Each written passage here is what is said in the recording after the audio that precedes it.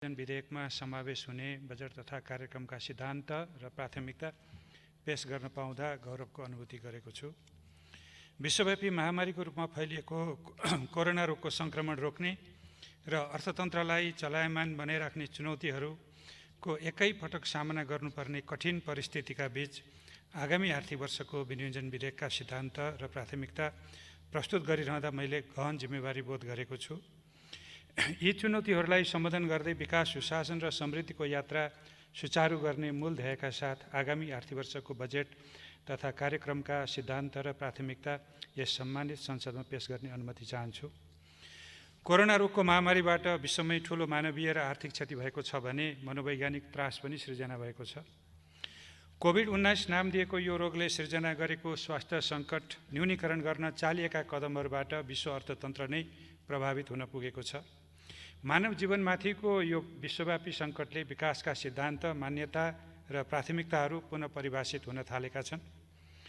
नेपाल सरकारले कोरोना रोग सङ्क्रमणको जोखिम घटाउन पूर्व सावधानी अपनाए अन्तर्राष्ट्रिय हवाई उडान बन्द गरेको, अन्तर्राष्ट्रिय सीमा नाकाबाट हुने आवत जावत रोकेको र आन्तरिक आवागमनमा समेत रोग लगाएका कारण सङ्क्रमितको सङ्ख्या न्यून रहेको छ भने मानवीय क्षति अहिलेसम्म बेहोर्नु परेको छैन।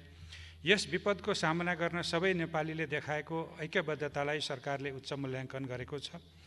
विद्यमान चुनौती सामना गर्ने क्रममा अभूतपूर्व क्रियाशीलताका साथ जनप्रतिनिधिहरूले नागरिकको सुरक्षा र सेवामा देखाएको तदारुकता र समर्पणबाट संघीयताको औचित्य र महत्त्व स्थापित भएको छ। कोरोनाको सङ्क्रमण जोखिम न्यूनीकरण गर्न अवलम्बन गरिएका राष्ट्रिय तथा अन्तर्राष्ट्रिय कदमहरूबाट देशले गम्भीर आर्थिक समस्याको सामना गर्नु परेको छ। हाम्रो बाह्य क्षेत्रसँगको श्रम, पर्यटन, व्यापार तथा लगानीका क्षेत्रहरूमा कायम रहेको अन्तरआबद्धताको कारण श्रम बजार, निर्माण, उत्पादन, पर्यटक आगमन र आपूर्तिको श्रृङ्खलामा गहिरो प्रभाव परेको छ। अर्थतन्त्रका अन्य क्षेत्र पनि कुनै न कुनै रूपमा प्रभावित भएका छन्। आगामी आर्थिक वर्षको बजेटले वर्तमान सरकारले अघि बढाएको विकास, सुशासन र समृद्धिको मार्गमा कोभिड-19 को कारण परेको असर निराकरण गर्दै अर्थतन्त्रलाई गतिशील तुल्याउनु पर्ने भएको छ। विनियोजन विधेयक 2077 को सिद्धान्त र प्राथमिकता तय गर्दा मैले नेपालको संविधानले परिकल्पना गरेको लोक कल्याणकारी राज्यको अवधारणा, समाजवाद उन्मुख आर्थिक प्रणालीको जग निर्माण गर्नुपर्ने जिम्मेवारी र द्रुत विकासप्रतिको जनआकाङ्क्षालाई प्रमुख मार्गदर्शकको रूपमा लिएको छु। राज्यका निर्देशक सिद्धान्त, नीति तथा दायित्व एवं नागरिकका मौलिक हक कार्यान्वयनमा बनेका कानुनहरूबाट सृजित दायित्वहरूलाई बजेट तर्जुमाको आधारको रूपमा लिइनेछ। जनअनुमोदित वामपक्षीय चुनावी घोषणापत्र, 15 योजनाले लिएका विकासका आवधिक एवं दीर्घकालीन लक्ष्यहरू, मध्यम आय भएको मुलुकमा स्तरोन्नति हुने प्रतिबद्धता र दिगो विकास लक्ष्य हासिल गर्ने हाम्रो राष्ट्रिय रणनीतिसँगै विश्वव्यापी कोरोना महामारीको कारण सिर्जना भएका नयाँ चुनौतीहरूको सामना गर्नेतर्फ विशेष ध्यान दिनेछु। सम्मानीय सभामुख महोदय, अब म यस सम्मानित सदन समक्ष विनियोजन विधेयक 2077 मा समावेश हुने बजेट तथा कार्यक्रमका सिद्धान्तहरू प्रस्तुत गर्ने अनुमति चाहन्छु।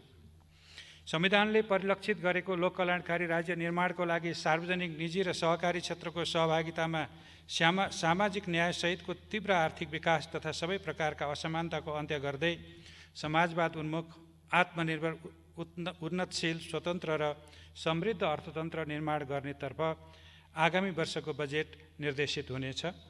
संविधान प्रदत्त नागरिकका मौलिक हक कार्यान्वयन गर्न तर्जुमा गरिएका कानुनहरूको नागरिकले अनुभूत गर्ने गरी लागू गर्न बजेट केन्द्रित हुनेछ। विकास, सुशासन र समृद्धिको यात्रामा हालसम्म हासिल भएका उपलब्धिलाई संस्थागत गर्दै कोरोनाको महामारीबाट नागरिकको जीवन रक्षा गर्न गुणस्तरीय एवं सर्वसुलभ स्वास्थ्य सेवा सुनिश्चित गरी लोक कल्याणकारी राज्यको दायित्व निर्वाह गर्ने दृष्टिकोणबाट आगामी आर्थिक वर्षको बजेट तर्जुमा गरिनेछ। भविष्यमा आउन सक्ने विपदको पूर्व तयारी र व्यवस्थापन गर्ने कार्यतर्फ आगामी वर्षको बजेटले पर्याप्त ध्यान दिनेछ। कोरोना रोगको सङ्क्रमणको जोखिम नियन्त्रण गर्न चालिएका कदमहरूबाट अर्थतन्त्रमा देखा परेको शिथिलताको अन्त्य गर्दै आर्थिक गतिविधिलाई नयाँ विश्वास, जागरण, क्रियाशीलता र द्रुत गतिका साथ अघि बढाउने र स्थायित्व सहितको उच्च आर्थिक वृद्धि दरको चरणमा शीघ्र प्रवेश गर्ने गरी अर्थतन्त्रलाई थप गतिशील बनाउनेतर्फ बजेट केन्द्रित हुनेछ। प्रत्येक नागरिकले सुरक्षित र मर्यादित जीवनयापन गर्न पाउने गरी काम र रोजगारी, खाद्य सुरक्षा एवं सार्वकालिक सामाजिक सुरक्षा तथा सेवा, सुविधा र संरक्षणको प्रत्याभूति हुने र राज्यको अभिभावकीय भूमिकाबाट सबै नेपालीले आफ्नो उच्चतम वैयक्तिक विकास गर्ने अवसर प्राप्त गर्नेतर्फ आगामी आर्थिक वर्षको बजेट परिलक्षित हुनेछ। उत्पादनका साधनमा सबै नागरिकको पहुँच स्थापित गर्ने र लाभको न्यायोचित वितरण गर्ने प्रणालीको विकासमा बजेटले ध्यान दिनेछ। विपन्नता, गरिबी र असमानताको शीघ्र अन्त्य गर्न सुविधाविहीन र कमजोर वर्ग, क्षेत्र तथा समुदायलाई राज्यको तर्फबाट विशेष व्यवस्था गरिनेछ। सङ्घीयता कार्यान्वयनमा हालसम्म हासिल भएका उपलब्धिहरूलाई संस्थागत गर्दै सङ्घ, प्रदेश र स्थानीय तहको समन्वयात्मक प्रयासबाट उपलब्ध सबै साधन, स्रोत, क्षमता र सम्भावनाहरूको दिगो रूपमा अधिकतम उपयोग गरी द्रुत विकास गर्न आगामी वर्षको बजेट निर्दिष्ट हुनेछ। कोरोना महामारीको कारण विकसित भएको अन्तर्राष्ट्रिय ऐक्यबद्धता र सौहार्दतालाई अवसरको रूपमा लिई थप अन्तर्राष्ट्रिय र राष्ट्रिय स्रोत, साधन एवं क्षमताको उपयोग गर्नेतर्फ बजेट लक्षित हुनेछ। कोरोना महामारीको रोकथामका लागि चालिएका कदमहरूको कारण निजी क्षेत्रको व्यवसायलाई परेको असर सम्बोधन गर्न कर सहुलियत र मौद्रिक उपकरण मार्फत आर्थिक पुनर्जागरण र पुनरुत्थानका मुख्य सम्भागका भूमिका निर्वाह गर्न सक्षम तुल्याउनेतर्फ बजेट उन्मुख हुनेछ। सार्वजनिक स्रोत परिचालनमा सृजना भएका चुनौतीहरूका बावजुद हाल सञ्चालनमा रहेका रूपान्तरणकारी आयोजनाहरू र कार्यक्रमहरूको कार्यान्वयनको लागि साधनको कमी हुन दिइने छैन। सङ्घ, प्रदेश र स्थानीय तहको विनियोजन कुशलता र खर्च गर्ने क्षमता अभिवृद्धि गर्दै वित्तीय सङ्घीयता कार्यान्वयनलाई थप पारदर्शी, जवाफदेही र नतिजामुखी बनाइनेछ। राजस्व प्रणालीलाई प्रगतिशील, न्यायपूर्ण, पारदर्शी र व्यवसाय मैत्री बनाउँदै आन्तरिक आयलाई राजस्वको मूल आधारको रूपमा विकास गरिनेछ। करका दरभन्दा दायरा विस्तार, कर परिपालनामा वृद्धि र राजस्व चुहावट नियन्त्रण मार्फत थप राजस्व परिचालन गरिनेछ। आन्तरिक स्रोतको परिपूरक स्रोतको रूपमा थप अन्तर्राष्ट्रिय विकास सहायता परिचालन गरिनेछ। कोरोना रोगको प्रभाव न्यूनीकरण तथा आर्थिक पुनरुत्थानको लागि बजेट सहायता परिचालनका विधि, प्रक्रिया र शर्तमा पुनर्संरचना गरिनेछ। द्रुत आर्थिक विकासका लागि निजी क्षेत्रको लगानी र व्यवसाय प्रवर्धन गरिनेछ। उत्पादनका साधनहरूको सामूहिकीकरण, स्थानीय स्रोतको परिचालन र आर्थिक सामाजिक रूपान्तरणबाट सामाजिक न्याय सहितको द्रुत विकास गर्न सहकारी तथा सामुदायिक र गैर सरकारी क्षेत्रलाई परिचालन गर्नेतर्फ बजेट उन्मुख हुनेछ। महामारी लगायतका विपद जोखिम न्यूनीकरण तथा व्यवस्थापन, स्वास्थ्य सेवा तथा सुरक्षा, राहत एवं आर्थिक पुनरुत्थान र सन्तुलित एवं दिगो विकासमा सङ्घ, प्रदेश र स्थानीय तहबीच उच्चतम सहकार्य, समन्वय र सहभागितामा जोड दिइनेछ। आयको न्यायोचित वितरण सहितको दिगो, सन्तुलित र उच्च आर्थिक वृद्धि हासिल गर्न समष्टिगत आर्थिक स्थायित्व कायम हुने गरी आर्थिक, वित्तीय र बाह्य क्षेत्र सम्बन्धी नीतिहरू तर्जुमा गरिनेछन्। मूल्यवृद्धिलाई वाञ्छित सीमाभित्र राखिनेछ। लगानीको वातावरण थप सुदृढ गरी स्वदेशी र विदेशी लगानी अभिवृद्धि गरिनेछ। ब्याङ्किङ तथा वित्तीय क्षेत्रको साधनलाई व्यावसायिक र पुनरुत्थानमा परिचालन गर्दै थप उत्पादनमुखी तुल्याइनेछ। सङ्घ, प्रदेश र स्थानीय तहबाट समन्वयात्मक ढङ्गले सेवा प्रवाह गर्न र सबै तह एवं क्षेत्रमा भ्रष्टाचार विरुद्धको शून्य सहनशीलताको सिद्धान्तमा रही सुशासन कायम गर्न शासन प्रणालीका सबै संस्था र संरचनाहरूलाई सुदृढ तुल्याउनेतर्फ बजेटले विशेष ध्यान दिनेछ।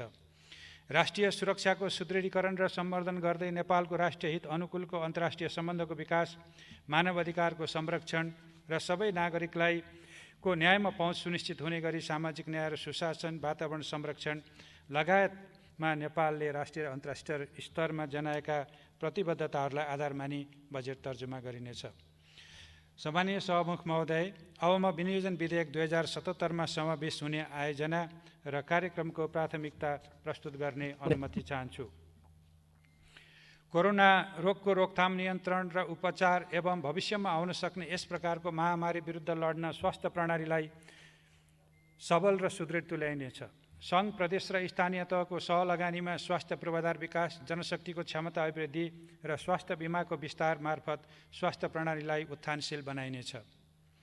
आधारभूत स्वास्थ्य सेवामा सबै नागरिकको पहुँच सुनिश्चित गर्दै सेवाको गुणस्तर अभिवृद्धिमा प्राथमिकता दिइनेछ। सबै नागरिकलाई साक्षर बनाउने अभियानलाई प्राथमिकता दिइनेछ। गुणस्तरीय र जीवन उपयोगी शिक्षाको अवसर सुनिश्चित गरी उत्पादक नागरिक तयार गरिनेछ। आधारभूत तथा माध्यमिक शिक्षाको गुणस्तर अभिवृद्धि गर्दै माध्यमिक तहमा प्राविधिक तथा व्यावसायिक शिक्षालाई जोड दिइनेछ। उच्च शिक्षालाई गुणस्तरीय बनाइनेछ। युवालाई विकास र सामाजिक रूपान्तरणको संवाहकको रूपमा परिचालन गरी राष्ट्र निर्माणको नेतृत्व गर्न सक्षम तुल्याइनेछ। खेलकुद पूर्वाधार निर्माण र खेलाडीलाई प्रोत्साहित गर्दै यस क्षेत्रको समग्र विकास गरिनेछ। खेलकुदका निर्माणाधीन राष्ट्रिय र क्षेत्रीय स्तरका ठूला पूर्वाधार सम्पन्न गर्न प्राथमिकता दिइनेछ। महिलाको समग्र उत्थान, सशक्तिकरण तथा लैङ्गिक समानता हासिल गर्ने र लैङ्गिक हिंसाको अन्त्य गर्न विशेष कार्यक्रम सञ्चालन गरिनेछ। लैङ्गिक उत्तरदायी शासन प्रणाली प्रवर्धन गरिनेछ। बालबालिकाको संविधान प्रदत्त अधिकार सुनिश्चित गरिनेछ। समाजका अशक्त, अपाङ्ग, टोरा, असहाय तथा सडक बालबालिकालाई सरकारले अभिभावकत्व लिई संरक्षण प्रदान गर्नेछ। संविधानमा राज्यको निर्देशक सिद्धान्त अन्तर्गत उल्लेखित सामाजिक न्याय र समावेशीकरण सम्बन्धी नीति कार्यान्वयन गरिनेछ। भूमिहीन, किसान, विपन्न, दलित तथा सुकुम्बासीलाई भूमिमा पहुँच बढाउँदै रोजगारी र आवासको हक कार्यान्वयन गर्ने कार्यक्रम सञ्चालन गरिनेछ। विद्यमान सामाजिक कुरीति र हिंसा विरुद्ध नागरिक चेतना अभिवृद्धि गर्दै यस्तो कार्यलाई कानुन बमोजिम दण्डित गरिनेछ। नागरिकहरू बीच कुनै पनि आधारमा भेदभाव नहुने सुनिश्चित गरिनेछ। कोरोनाको कारण गुमेको रोजगारीलाई पुनर्स्थापन गर्न, वैदेशिक रोजगारीबाट फर्कनेलाई रोजगारी उपलब्ध गराउन र स्वरोजगारी बढाउन कृषि, साना घरेलु तथा मझौला उद्यमहरू र सेवा क्षेत्रमा संलग्न हुन उत्प्रेरित हुने गरी बजेट तर्जुमा गरिनेछ। रोजगारी सिर्जना गर्ने र न्यूनतम रोजगारीको प्रत्याभूति दिने कार्यक्रमलाई प्रदेश र स्थानीय तहसँगको सहकार्यमा एकीकृत रूपमा सञ्चालन गरिनेछ। सिपमूलक तालिम मार्फत उद्यमशीलता र स्वरोजगारी सिर्जना गर्दै सबै नागरिकलाई उत्पादनसँग जोड्ने गरी कार्यक्रमहरू सञ्चालन गरिनेछ। श्रमिकको पारिवारिक, सामाजिक र आर्थिक हित बजेटको प्राथमिकतामा रहनेछ। अनौपचारिक क्षेत्रमा काम गर्ने र दैनिक जालमा जीवन निर्वाह गर्ने श्रमिकलाई श्रममूलक प्रविधि मार्फत रोजगारीमा आबद्ध गरी आर्थिक क्रियाकलाप विस्तार गरिनेछ। वैदेशिक रोजगारीमा देखिन थालेको चुनौतीलाई स्वदेशमा काम र रोजगारी बढाई तीव्र आर्थिक वृद्धि गर्ने अवसरको रूपमा उपयोग गर्न एवं अर्थतन्त्रलाई गतिशील बनाउन श्रममूलक उद्योग तथा निर्माणमा थप पुँजी परिचालन गर्न निजी क्षेत्रमा आन्तरिक र प्रत्यक्ष बाह्य लगानीलाई प्रोत्साहित गरिनेछ। सबै नागरिकले राज्यबाट संरक्षित भएको महसुस गर्ने गरी सामाजिक सुरक्षाका कार्यक्रमलाई एकीकृत रूपमा सञ्चालन गरिनेछ। ज्येष्ठ नागरिक, बालबालिका, विपन्न व्यक्ति तथा परिवार र सीमान्तकृत समुदायको सामाजिक संरक्षणको दायित्व राज्यले वहन गर्नेछ। सामाजिक सुरक्षाका कार्यक्रमलाई आर्थिक क्षमताको आधारमा क्रमशः समतामूलक र योगदानमा आधारित बनाइनेछ। नेपाली अर्थतन्त्रको भरपर्दो आधारको रूपमा रहेको कृषिमा टुटेको उत्पादन सम्बन्धलाई कोरोना महामारी पश्चात प्राप्त हुने सम्भावनालाई पुनर्स्थापित गर्ने अवसरको रूपमा लिँदै कृषि क्रान्तितर्फ साधन र स्रोत परिचालन गरिनेछ। कृषि क्षेत्रलाई व्यवसायीकरण र यान्त्रिकरण गर्दै खाद्य सुरक्षा, कृषकको आयस्तरमा सुधार, आयात प्रतिस्थापन र निर्यात प्रवर्धन गरिनेछ। कृषि क्षेत्रमा सिँचाइको व्यवस्था सहित कृषि सामग्री प्रविधि र बजार सुनिश्चित गरिनेछ। भूमि ब्याङ्कको अवधारणा कार्यान्वयनमा ल्याई उपयोगविहीन जमिनको उत्पादनशील उपयोग गरिनेछ। जमिनको चक्लाबन्दीलाई प्रोत्साहित गरी सहकारी कृषक समूह र संस्था मार्फत सामूहिक खेती अभियान सञ्चालन गर्न प्राथमिकता दिइनेछ। निजी क्षेत्रको नवप्रवर्तन, सक्षमता, स्रोत, साधन एवं उद्यमशीलताको पूर्ण उपयोग गर्दै आर्थिक क्षमता बढाउने, थप रोजगारी सिर्जना गर्ने तथा सरकार र निजी क्षेत्रबीच आदर्श साझेदारीको माध्यमबाट राष्ट्रिय पुँजी निर्माणको गतिलाई तीव्रता दिनेतर्फ बजेटले प्राथमिकता दिनेछ। स्वदेशी कच्चा पदार्थमा आधारित उच्च मूल्य अभिवृद्धि गर्ने र निर्यातमूलक उद्योग स्थापना गर्न प्रोत्साहित गरिनेछ। आयात प्रतिस्थापन गर्ने उद्योगहरूलाई संरक्षण गरिनेछ। Hotel, restaurant, airlines, travel, trekking, पर्वतारोहण लगायतको सम्पूर्ण पर्यटन क्षेत्रको पुनरुत्थानलाई उच्च प्राथमिकता दिइनेछ। पर्यटन गन्तव्य र वस्तुलाई विविधीकरण गर्नुको साथै पर्यटन पूर्वाधारको विस्तार गरिनेछ। विमानस्थल निर्माण र स्तरोन्नतिको कार्य अगाडि बढाइनेछ। आन्तरिक पर्यटन र संरक्षित क्षेत्र लक्षित पर्यटनका माध्यमबाट ग्रामीण उद्यम र स्थानीय उत्पादन वृद्धिलाई जोड दिनेछ। भाषा, साहित्य, कला र संस्कृतिको सम्वर्धन र प्रवर्धन गरिनेछ। वन क्षेत्रको दिगो उपयोग गर्न वैज्ञानिक वन व्यवस्थापनको माध्यमबाट वन पैदावारलाई उद्यम र आर्थिक विकाससँग जोडिनेछ। वन तथा वातावरण संरक्षण र जलवायु परिवर्तन न्यूनीकरण र अनुकूलनलाई प्राथमिकता दिँदै विकास आयोजना सञ्चालन गरिनेछ। आधारभूत खानेपानी सेवामा सबै नागरिकको पहुँच एवं खानेपानीको गुणस्तर अभिवृद्धि बजेटको प्राथमिकता हुनेछ। सरसफाइमा हासिल भएका उपलब्धिलाई सुदृढ तुल्याउँदै थप सुधारका कार्य अघि बढाइनेछ। जलस्रोतको दिगो र बहुआयामिक उपयोग गर्ने गरी बजेट व्यवस्था गरिनेछ। प्रतिफलको आधारमा सम्भाव्य देखिएका नदी पथान्तरण आयोजनाको निर्माण सुरु गरिनेछ। नदी नियन्त्रणका आयोजनाहरू व्यवस्थित रूपमा अगाडि बढाइनेछ। नदी नियन्त्रणबाट जमिन उकास गरी त्यसको बहुउपयोग गरिनेछ। आधुनिक र स्वच्छ ऊर्जामा सबै नेपालीको पहुँच स्थापित गर्न सुरु गरिएका आयोजनाहरूको कार्यान्वयनलाई तीव्रता दिइनेछ। जलविद्युत, सौर्य, जैविक, वायु लगायतका नवीकरणीय ऊर्जाको विकास मार्फत दिगो ऊर्जा उपलब्धता र कार्बन उत्सर्जन न्यूनीकरणमा योगदान गरिनेछ। अन्तर्देशीय प्रसारण लाइनको निर्माणलाई तीव्रता दिई विद्युत व्यापारको थप पूर्वाधार तयार गरिनेछ। विद्युत आपूर्तिलाई भरपर्दो बनाई विद्युतको आन्तरिक खपत बढाउन थप प्रोत्साहित गरिनेछ। सडक निर्माणलाई प्राथमिकतामा राखी निर्माणाधीन द्रुत मार्ग, व्यापारिक मार्ग, उच्च गतियुक्त राजमार्ग, शाखा सडक र अन्य रणनीतिक र स्थानीय तहका केन्द्र जोड्ने सडक निर्माणमा आवश्यक स्रोत व्यवस्थापन गरिनेछ। सुरुङ मार्ग, रेलमार्ग तथा जलमार्गका आयोजनाहरूको कार्यान्वयनलाई तीव्रता दिइनेछ। शहरी क्षेत्रमा विद्यमान यातायातको चापलाई व्यवस्थित गरी यात्रुलाई सुविधाजनक परिवहन सेवा उपलब्ध गराउन सार्वजनिक यातायात सेवाको सञ्चालनलाई प्रोत्साहित गरिनेछ। सुरक्षित आवास, महत्त्वपूर्ण सार्वजनिक भवन र अन्य शहरी पूर्वाधारको निर्माण तथा विकासमा जोड दिइनेछ। भूकम्पपछिको पुनर्निर्माणका अधिकांश कार्यहरू आगामी आर्थिक वर्षभित्रै सम्पन्न गरिनेछ। विपद व्यवस्थापनका जिम्मेवार निकायहरूको संस्थागत क्षमता विकास गर्दै विपद व्यवस्थापनमा स्थानीय तहको नेतृत्वदायी भूमिका सुनिश्चित गरिनेछ। सार्वजनिक निर्माणमा संलग्न निकाय तथा निर्माण व्यवसायीहरूको क्षमता विकास र जवाफदेहिता सुनिश्चित गरिनेछ। निर्धारित समय र लागतमा आयोजना सम्पन्न गर्नुका साथै सम्पन्न आयोजनाहरूको गुणस्तर कायम गर्न आयोजना तर्जुमा, कार्यान्वयन र अनुगमनलाई प्रभावकारी तुल्याइनेछ।